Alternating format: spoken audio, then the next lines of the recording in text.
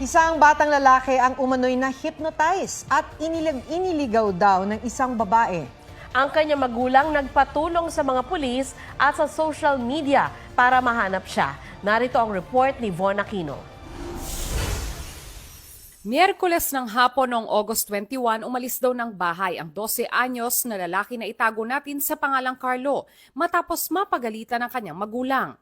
Labis ang pag-aalala ng kanyang mga magulang, lalo't diagnosed si Carlo na may ADHD at Siguro po, nagpanik po siya. Hinabol pa po siya ng lola niya kasi lang po hindi na po siya naabutan. nang maghating gabi, nagdesisyon silang i-report sa San Juan Police Station ang pagkawala ng anak. Since na hindi pa naman 24 hours na nawawala yung bata, nag-advise na ng mga investigador na magdala ng pictures, bumalik uli.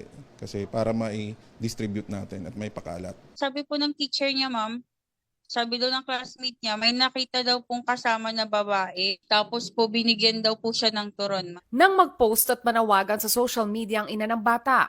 May nag-text na po agad sa akin na sabi po, 5 p.m. daw po, nakita daw po nila sa Cubao Farmers Garden. Dali-dali po kami nagpunta po sa Cubao ng mga 2. Inabot daw sila ng alas 6 ng umaga ng Huwebes sa paghahanap pero bigo silang makita si Carlo.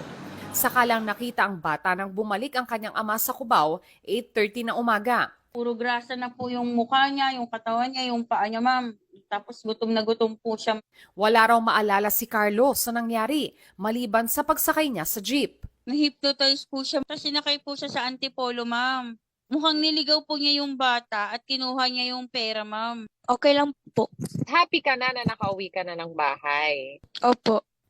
Isa sa ilalim si Carlo sa counseling ng CSWD para tugunan ang trauma niya dahil sa nangyari. Bagamat nakauwi na si Carlo sa kanyang mga magulang, iimbestigahan pa rin daw ng San Juan City Police ang nangyari. Von Aquino nagbabalita para sa GMA Integrated News. Huwag magpahuli sa mga balitang dapat ninyong malaman. Mag-subscribe sa GMA Integrated News sa YouTube. Sa mga kapuso abroad, subaybayan nyo kami sa GMA Pinoy TV at sa www.gmanews.tv.